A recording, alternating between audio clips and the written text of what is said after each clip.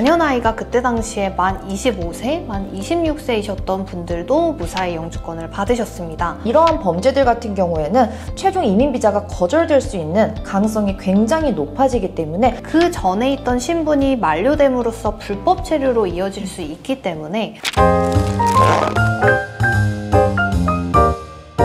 안녕하세요. 토마스 앤.코 비숙련 취업이민 담당 김나연 과장, 백은미 과장입니다. 현재 저희는 약 10년 정도 토마스 앤.코에서 비숙련 취업이민에 관한 전반적인 업무를 모두 총괄 담당하고 있는데요. 이민 수속을 하다 보면 다양한 케이스와 변수들을 자이든 타이든 경험하게 되는 것 같고, 이런 상황들은 앞으로 비숙련 이민 진행을 고려하는 분들에게도 일어날 수 있는 일이라고 생각이 듭니다. 그래서 오늘은 저희 두 사람이 수속하는 동안 겪었던 비숙련 취업이민 난이도 최상 케이스 탑3에 관해 소개해드리는 시간을 가져보려고 합니다. 그럼 백은비 과장님, 진행하시면서 가장 어려웠던 케이스 하나를 설명해 주실 수 있으실까요? 첫 번째 케이스는 자녀 나이와 관련된 이야기입니다. 과장님 혹시 2016년도 한번 기억나시나요? 너무 힘들었던 시기 중에 하나예요. 맞습니다. 그때 당시 대통령은 트럼프였잖아요. 네. APTP라는 건 사실 이민 수속을 진행을 하시면서 들어보셨을 만한 단어라고 생각이 되는데, TP 트랜스퍼가 되어서 케이스가 이민국에 계류되었던 사건이죠. 이게 이민 역사상 사실 처음 있었던 일이었기 때문에 자녀 나이가 미성년인데 성년에 거의 가까워졌었던 분들께서는 굉장히 많이 걱정을 하셨습니다. 자녀 나이는 먹어가는데 내 영주권 수속의 결과는 없었기 때문에 저희도 그때 당시 정말 많이 당혹스러웠던 기억이 떠오르는데요. 다행스러운 점은 그분들 모두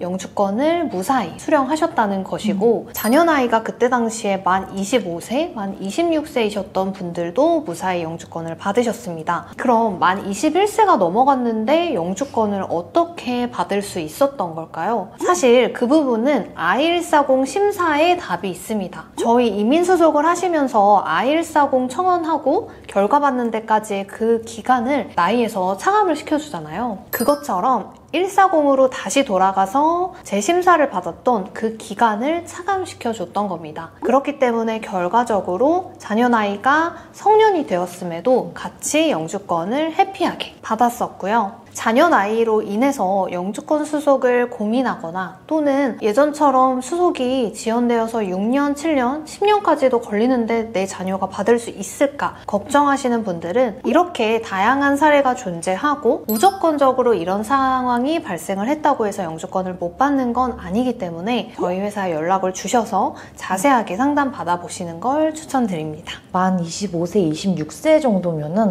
한국 나이로는 27, 28이잖아요. 맞습니다. 이런데도 이제 같이 취득을 했다니 정말 다행이었던 것 같습니다. 두 번째 케이스는 제가 설명을 해드리려고 하는데요. 범죄 기록 관련 케이스입니다. 사실 모든 범죄 기록이 다 미국에 나갈 수 없다? 는 아닙니다. 저희가 이제 내보내드렸던 케이스 중에는 폭행, 절도, 집회시위법, 음주운전 등 다양한 이제 범죄 기록들이 있었는데요. 계약 전부터 이러한 사항들을 저희가 다 미리 체크를 해놓고 관련 서류들을 미리 이제 변호사님을 통해 컨펌을 받은 뒤 진행을 하기도 하고요. 최종 대사관 인터뷰 전에 진행하는 사전 교육을 통해서 얼마나 본인이 이 해당 범죄를 반성을 하고 있는지, 이런 부분들이 이제 영사한테 충분히 전달이 되게 될 경우에는 문제없이 이민 비자들을 이제 수령을 하고는 있습니다. 미국이 싫어하는 범죄일 경우에는 조금 얘기가 틀려질 수도 있는데요.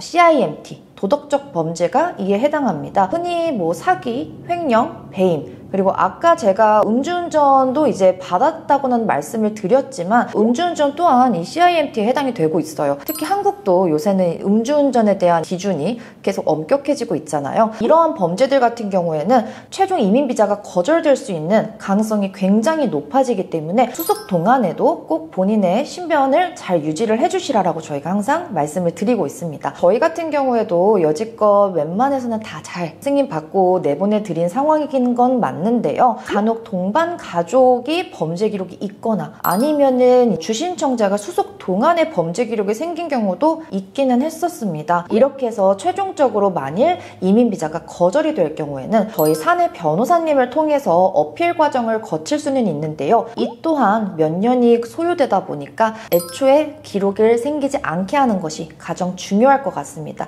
또 한 가지 말씀드리자면은 주신청자가 범죄 기록이 있어서 이민 비자가 거절이 될 경우에는 동반 인원도 다 같이 받지 못하세요. 단 주신청자 외의 가족이 범죄 기록으로 인해서 이민 비자가 거절이 됐을 시 주신청자와 나머지 동반 인원은 전혀 문제가 없다는 점도 참고해 주시면 좋으실 것 같습니다. 요새는 저희 오시는 고객분들께서 내가 이런 범죄가 있었네 또는 내 배우자가 이런 범죄가 있었다고 이렇게 갑자기 알게 되는 경우가 많잖아요. 맞아요. 이민을 고려하시는 분들은 지금 바로 경찰청 홈페이지에서 범죄수사 경력 회보서 외국 입국 체류 허가용을 한번 발급받아 보신 이후에 내가 범죄 기록이 있는지 내 가족들이 혹시 이런 기록이 있었는지 잘 체크해 보시는 것이 좋을 것 같습니다. 그럼 세 번째 케이스는 제가 한번 안내 드리려고 하는데요. 저희가 한국에 있는 수속 고객분들 외에 제일 많이 체류하고 계신 나라가 어디일까요, 과장님? 미국이지 않을까요? 맞습니다. 미국에서 비이민 비자로 체류하고 계시는 분들은 영구적인 체류 목적을 위해 영주권 수속을 많이들 진행을 하고 계시는데요. 그 중에서도 대표적인 비이민 비자의 종류는 F1 학생 비자입니다. 유학생들 같은 경우는 만 18세 이상이면 누구나 비숙련 이민 신청이 가능하기 때문에 영주권 신청을 하면서 학교를 다닐 수도 있고 또는 졸업을 해서 OPT 기간일 수도 있는데요. OPT 기간 내에 영주권 신청 I-485 접수가 들어가지 않게 되면 그 전에 있던 신분이 만료됨으로써 불법 체류로 이어질 수 있기 때문에 사실 미국에서 계속 끝까지 영주권 수속을 진행을 하고 싶다 하시는 분들께서는 학생 비자를 연장해 계시거나 또는 뭐 H-1B라든지 다른 취업 비자를 통해서 합법적인 신분을 유지하는 게 가장 중요합니다. 나의 OPT가 1년이 될지 2년이 될지 3년이 될지 이런 기간에 대한 부분은 사실 전공에 따라 결정이 되는데요. 영주권 수속 기간이 정확하게 예측이 되면 당연히 이 프로세스에 맞춰서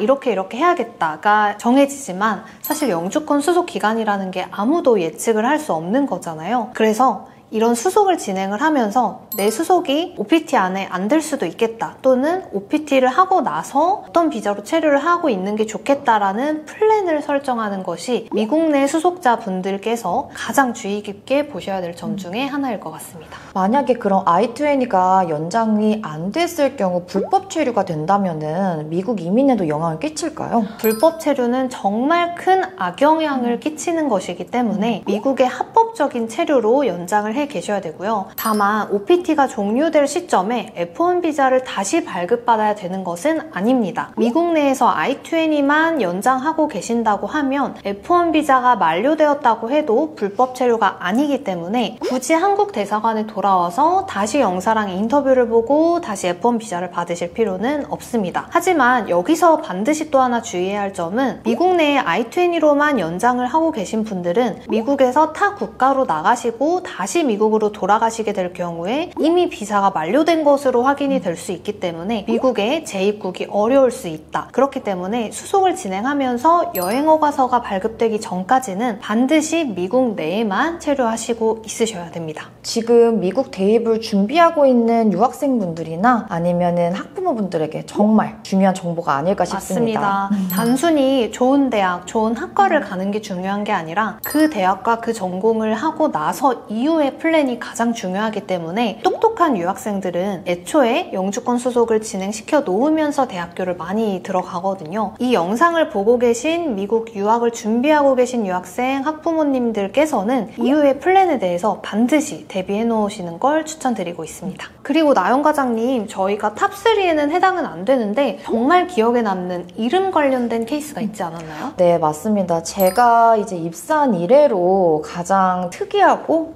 애매하고 그랬던 케이스가 아닐까 싶은데요. 번외로 설명을 드리려고 하는 이유가 선생님들께 무조건 일어날 수 있는 일은 아니기 때문에 일단 설명을 해드리려고 합니다. 저희가 진행했던 고객님 중에 한 분이 이민국에 I-140 이민청원을 레귤러로 일단 접수를 넣었었는데요. 당시 이제 I-140 레귤러 프로세스의 평균적인 수속 기간이 한 1년 미만이었습니다. 하여 1년 정도가 경과가 했는데도 추가적인 인쿼리에 대한 이제 답변도 없다 보니 저희가 이 승인만을 기다릴 수는 없기 때문에 두 번째 케이스를 프리미엄 프로세싱으로 한 번 더 추가로 파일링을 했었습니다. 프리미엄 프로세스 같은 경우에는 2,805불의 추가 비용을 납부함에 따라 15일 안에 무조건 결과를 내줘야 하는데요. 15일이 지났는데도 또 아무런 이제 액션이나 결과가 나지 않았습니다. 이민국에서 이런 비용에 대한 환불권에 대한 노티스도 없었기 때문에 저희 변호사님께서 다시 한번 이민국에 인쿼리를 넣어봤었고요. 근데 거기에 관련된 답변은 본인들의 잘못으로 인해서 수속이 지연이 된 게 아니기 때문에 환불이 어렵고 있는 FBI 백그라운드 체크 때문이기 때문에 계속 기다릴 수밖에 없다라는 이제 답변을 받았습니다. 결론적으로 말씀을 드리자면은 이분은 I-140 이민 청원에만 이렇게 10년이 소요가 됐었고요. 재입사 이래로 뿐만이 아니라 토마스 앤 코 설립 이후로 가장 수속 리뷰만 오래 걸렸던 케이스가 아닐까라고 이제 보고 있습니다. 이민국으로부터의 답변은 동명이인에 대한 이름 문제다 답변을 받았었는데요. 저희가 자체적으로나 변호사님을 통해서나 예측을 하기로는 정확한 100%는 아닐 수는 있겠지만 북한 국적의 사람과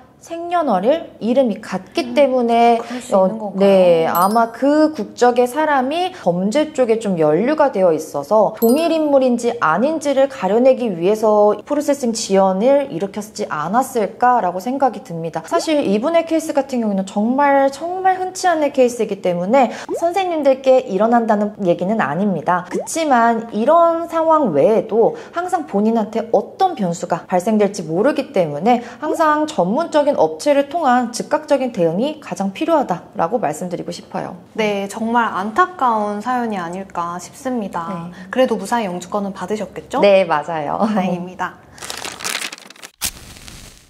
오늘은 이렇게 비숙련 취업이민 케이스 중에 난이도가 가장 높았던 사례 4가지를 설명드려 보았는데요. 사실 이런 극단적인 사례 외에도 평범하고 문제없이 진행되는 사례가 훨씬 더 많잖아요. 정말 훨씬 많죠. 하지만 그 누구도 그 변수에 대한 부분은 예측이 어렵기 때문에 이민 수속은 항상 변화의 연속이고 그에 따라 철저히 대응하는 것이 중요할 것 같습니다. 토마스 앤 엠코는 최종적으로 고객분들께서 영주권을 취득하실 때까지 책임지고 전담해서 진행을 해드리고 있는데요. 범죄 기록이 있거나 또는 자녀의 나이 때문에 고민 중이신 분들 또는 이민 수속 중간 미국, 캐나다, 호주, 타 국가에서 수속을 진행하실 분들 개인별 상황에 따라 영주권 상담이 필요하신 분들은 언제든 주저 말고 토마스 앤 엠코에 문의 주시기 바랍니다. 그럼 다음 이 시간에도 더욱 유익하고 알찬 정보로 여러분들 찾아오겠습니다. 감사합니다.